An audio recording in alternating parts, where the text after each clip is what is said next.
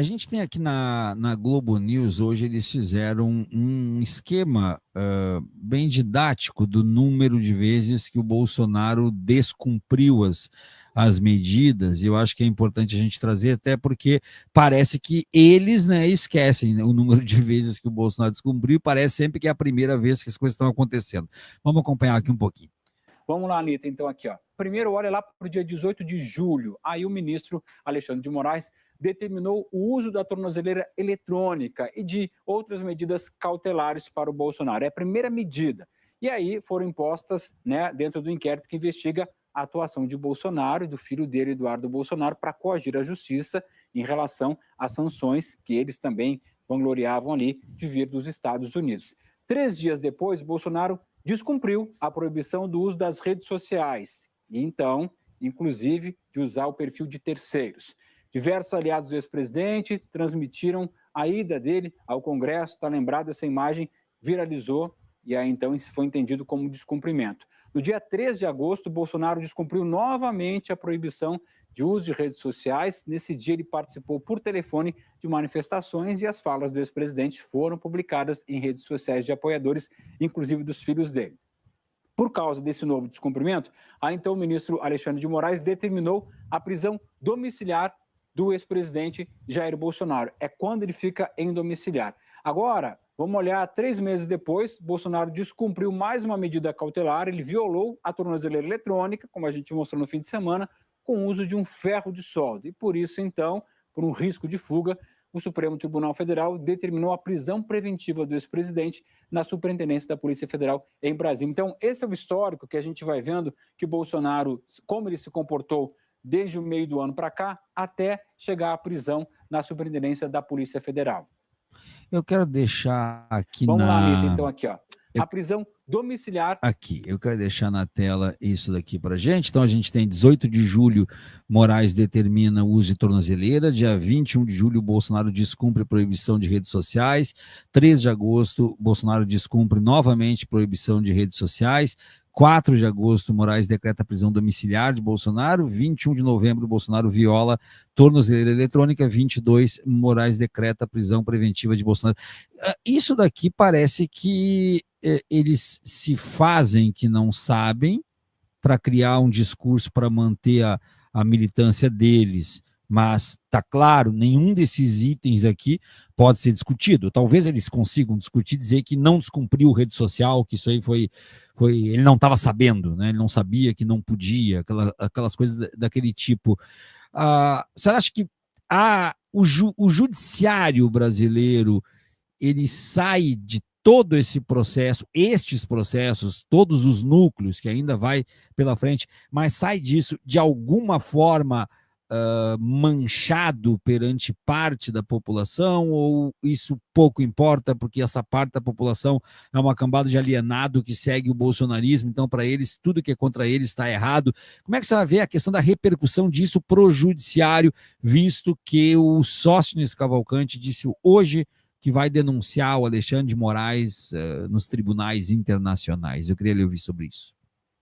Olha, não se pode negar o papel do judiciário nesse julgamento, né, do golpe, dessa trama golpista, que é um caráter histórico, né? Então, na realidade, algo vai ficar na história do Brasil, que como pela primeira vez, né, o golpismo sendo punido, como se deve ser. Porque o Brasil tem essa tradição, né, de se deixar, né, como o passado, esse fantasma da ditadura militar, ele ficou insepulto, né, os torturadores não foram responsabilizados como deveriam, os líderes da ditadura, então isso gerou, né, um cadáver insepulto, que ficou assombrando a realidade brasileira, né, esse fantasma do golpe de 64, e que de alguma medida se materializou aí nessa intentona golpista. Então, historicamente, nós não podemos negar que isso é importante. Uma grande parcela da população, certamente, né, assim como nós, né, nós não podemos esquecer que o presidente Lula, por margem apertada, mas venceu as eleições, então tem uma grande parte da população que apoia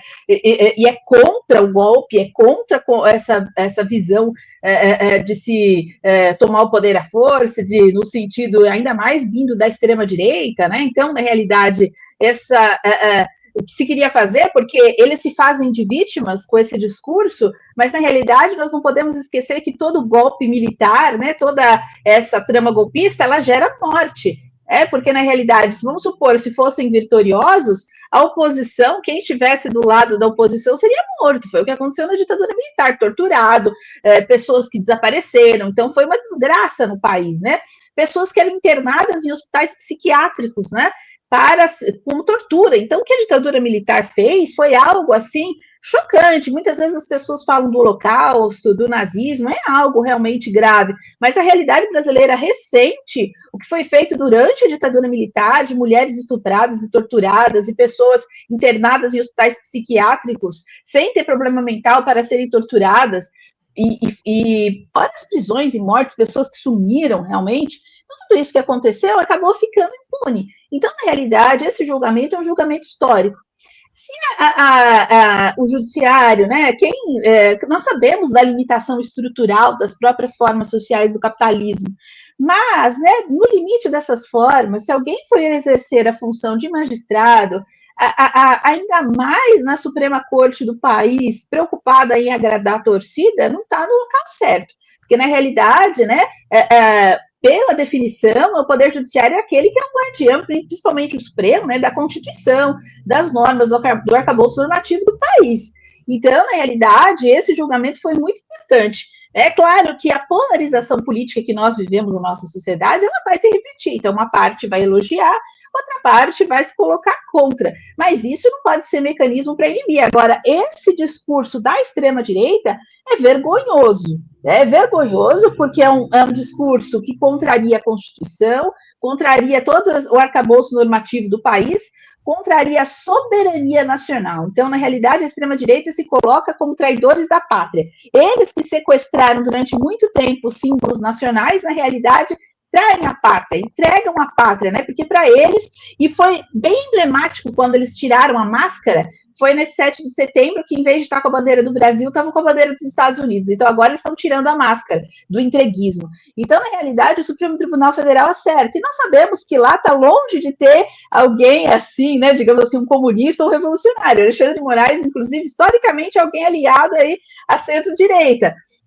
Mas, né, até a direita, ele foi nomeado por Temer, ele tinha uma proximidade, mas mesmo assim, é uma questão de legalidade, é uma questão que não tem, né, na realidade, não precisa ser um grande jurista, digamos assim, para enxergar as flagrantes ilegalidades que Bolsonaro e sua corja praticaram e vem perpetrando. Contra a ordem nacional. E o Brasil, né, na realidade, muitas vezes, né, até as instituições brasileiras estão sendo até tímidas, porque poderiam ter sido até mais rigorosas diante do grau de afronta que o bolsonarismo vem praticando ao longo dos anos.